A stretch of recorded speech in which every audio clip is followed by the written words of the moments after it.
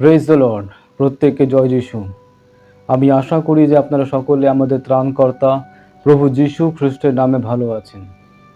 প্রিয় ভাই বোনেরা, ঈশ্বর আমাদের পুনরায় একটি গুরুত্বপূর্ণ দিন দিয়েছেন, আর এই দিনের জন্য আমি ঈশ্বরকে ধন্যবাদ জানাই যে তিনি পুনরায় আরেকটিবার আমাকে সুযোগ করে দিয়েছেন যে আমি আপনাদের সম্মুখে ঈশ্বরের বাক্যকে নিয়ে আসতে পারি। এবং আজ আমি একটু গুরুত্বপূর্ণ মেসেজকে পুনরায় নিয়ে এসেছি। এবং আজ আমি যে টপিকে কথাবার্তা বলতে চলেছি সেই টপিকটি হলো প্রভু যীশু খ্রিস্টের রক্তের ক্ষমতা। প্রভু যীশু খ্রিস্টের রক্তের মধ্যে কি ক্ষমতা আছে, কি শক্তি আছে, সেই বিষয়ে আজকে আমরা শুনতে চলেছি। এবং আমি জানি না কি আজকে পশ্চিমবঙ্গের মধ্যে এই বিষয়ে প্রচার হয় কি হয়নি। যদি না হয়ে থাকে তো আজ আমি প্রভুর দয়াতে চেষ্টা করব যে আজ আমি এই মেসেজকে আপনাদের সম্মুখে আমি রাখতে পারি। আমি বিশ্বাস করি যে প্রভু আমাকে সাহায্য করবেন। আর যদি পশ্চিমবঙ্গের মধ্যে এই মেসেজ প্রচার হয়েছে তো আমি তাও প্রভুকে ধন্যবাদ জানাই। কিন্তু আজ আমি একটা ক্ষুদ্র প্রয়াস প্রভুর অনুগ্রহ দ্বারাই আমি করতে চলেছি যে আজ আমি আপনাদের সম্মুখে প্রভু যীশু খ্রিস্টের রক্তের ক্ষমতার ওপর আমি আজকে বিষয়কে বলতে চলেছি। এবং আজ আমি সবার আগে প্রত্যেক বিশ্বাসী ভাই বোনেদের কাছে অনুরোধ করব যে আজ এই মেসেজকে সম্পূর্ণভাবে শুনুন, কারণ এই মেসেজের দ্বারা আপনার জীবনে সমস্ত প্রকারের অভিশাপ, রোগ ব্যাধি থেকে আপনি মুক্তি প্রাপ্ত করবেন। কারণ যিশুর রক্তের মধ্যে সেই ক্ষমতা এখনো আছে। আজ আমি জানাতে চাই কি যখন প্রভু যীশু খ্রিস্ট ক্রুশবিদ্ধ যখন হবেন, যখন তিনি ক্রুশে যখন নিজের প্রাণকে বিসর্জন করবেন ক্রুশবিদ্ধ হয়ে, তখন প্রভু যিশুর শরীরের এমন 7খানা অঙ্গ থেকে রক্ত বেরিয়েছিল। রক্ত তো পুরো শরীর থেকে বেরিয়েছিল, কিন্তু স্পেসিফিক এমন 7খানা শরীরের অঙ্গ থেকে, যেটা পুরাতন নিয়মে লেবীয় পুস্তকের মধ্যে ঈশ্বর আগের থেকেই ভাববাণী করে দিয়েছিলেন।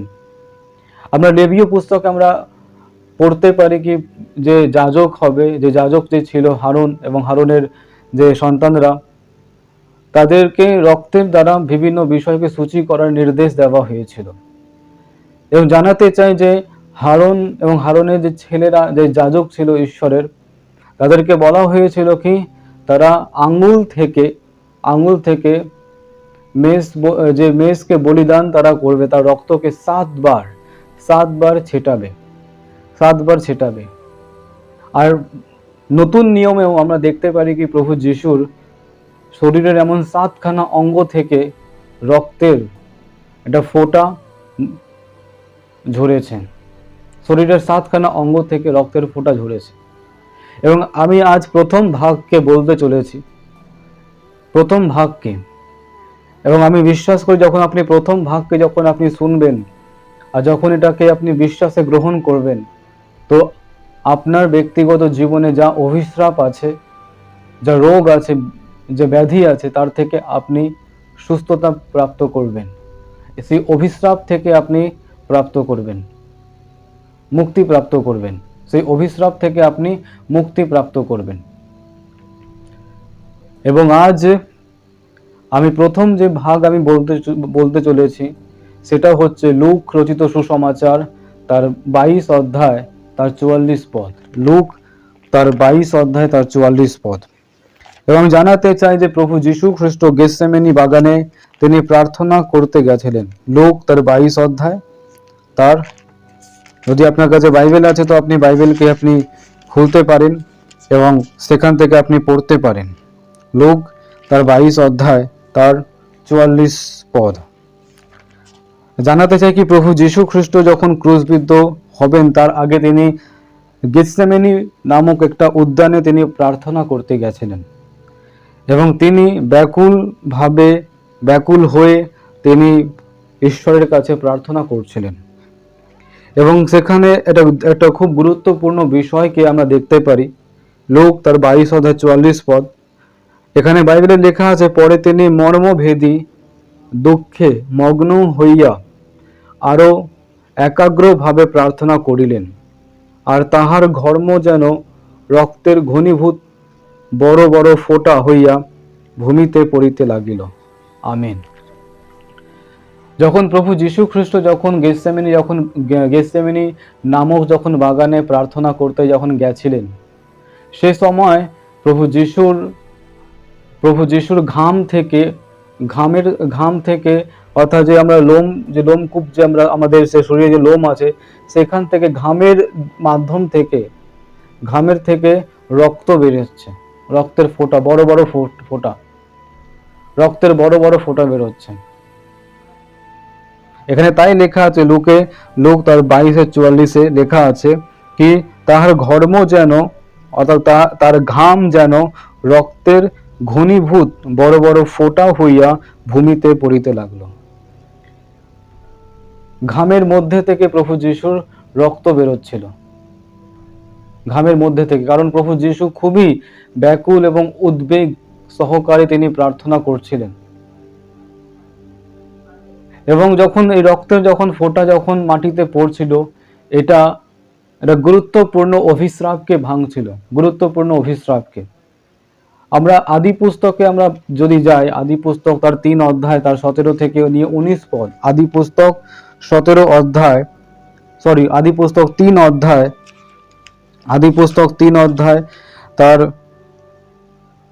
তার 17 থেকে নিয়ে তার 19 পদ পর্যন্ত, 17 থেকে নিয়ে 19 আমি পড়তে যাই। আর তিনি আদমকে কহিলেন, যে বৃক্ষের ফলের বিষয়ে আমি তোমাকে বলিয়াছিলাম, তুমি তাহা ভোজন করিও না। তুমি তোমার স্ত্রীর কথা শুনিয়া তাহার ফল ভোজন করিয়াছ। এই জন্য তোমার নিমিত্ত ভূমি অভিশপ্ত হইল। তুমি যাবজ্জীবন ক্লেশে উহা ভোগ করিবে, আর উহা তোমার জন্য কণ্টক ও শিয়াল কাটা জন্মিবে। এবং তুমি ক্ষেত্রের ঔষধি ভোজন করিবে। তুমি ঘর্মান্ত মুখে আহার করিবে, যে পর্যন্ত তুমি মৃত্তিকায় পরিগমন না করিবে। তুমি তো তাহা হইতেই গৃহীত হইয়াছ, কেননা তুমি ধূলি এবং ধূলিতে প্রতিগমন করিবে। হালেলুয়া। আমরা জানি আদি পুস্তকের ঘটনাটা। আদি পুস্তকে আমরা জানি কি ঈশ্বর আদম এবং হওয়াকে তৈরি করেছিলেন মাটি থেকে। আদমকে তৈরি করেছিল মাটি থেকে এবং হওয়াকে তৈরি করা হয়েছিল আদমের পাঁজর থেকে। এবং যখন ঈশ্বর আদম এবং হওয়াকে যখন তৈরি করলেন, তো ঈশ্বর তাদেরকে একটা আদেশ দিলেন কি বাগানের সমস্ত ফল তারা খেতে পারবে, কিন্তু বাগানের মাঝখানে যে বৃক্ষ আছে, একটা বৃক্ষর নাম আছে সৎ জ্ঞানদায়ক বৃক্ষ, যার ফল খেলে তারা বুদ্ধিমান চতুর হয়ে যাবে, তারা জ্ঞান প্রাপ্ত করবে। আর আরেকটি বৃক্ষের নাম হচ্ছে জীবনদায়ী বৃক্ষ। প্রিয় ভাই বোনেরা, জানাতে চাই কি ঈশ্বর তাদেরকে নির্দেশ দিয়েছিল এবং তাদের লয়্যালটিকে চেক করছিল কি তারা ঈশ্বরের বাধ্য হয়ে চলবে কি চলবে না। কিন্তু তারা শয়তানের কথাকে শুনে ঈশ্বরের কথাকে অবিশ্বাস করলো এবং ঈশ্বরের অবাধ্য হলো, যার ফলে ঈশ্বর তাদের উচিত বিচার করেন। এবং সেই বিচারে ঈশ্বর আদমকে বলেছিল কি ভূমি তোমার কারণে অভিশ্রাপ হলো। আমি জানাতে চাই কি ঈশ্বর মানুষকে অর্থাৎ আদমকে অভিশ্রাপ দেয়নি। কেন দেয়নি? কারণ ঈশ্বর নিজেই আদমকে নিজের হাতে নিজের প্রতিমূর্তিতে তৈরি করেছিল। তার জন্য বাইবেলে লেখা আছে কি ঈশ্বর আদমকে অভিশ্রাপ দেয়নি, বরং বাইবেল এটা বলছে কি আদমের কারণে ভূমি অভিশপ্ত হইল, আদমের কারণে ভূমি অভিশপ্ত হলো। এবং পরে আমরা আরো পড়তে পারি, সেখানে লেখা আছে কি ভূমি কাঁটা আর কণ্টক এবং শিয়াল কাটাকে জন্ম দেবে। কাঁটা আর শিয়াল কাটা, কণ্টক এবং শিয়াল কাটা।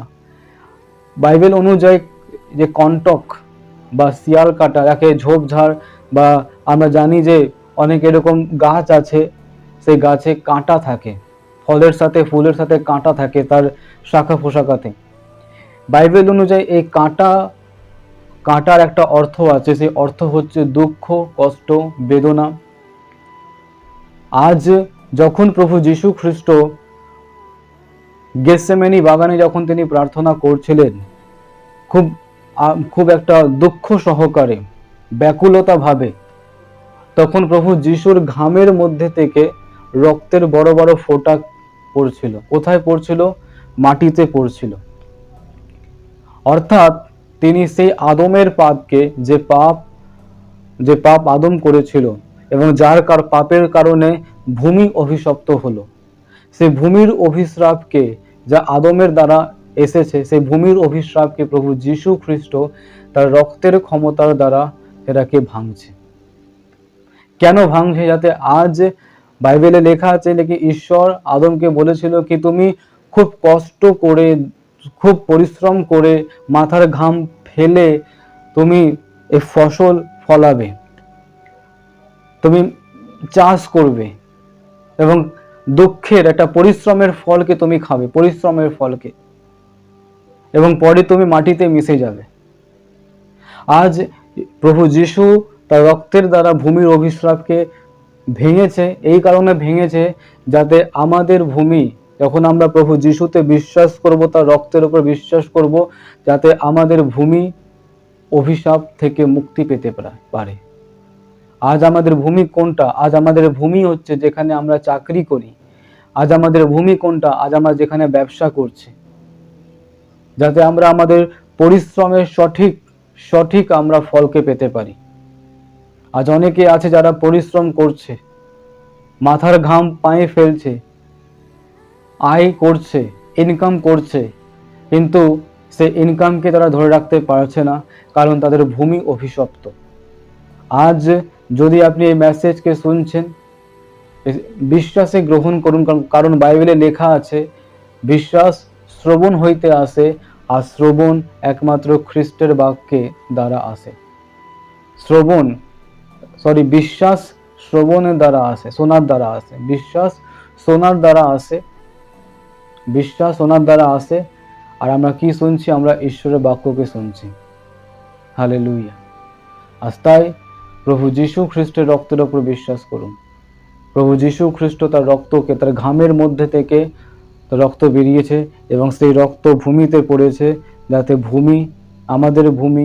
আমাদের জমি অভিশাপ থেকে মুক্তি পেতে পারে।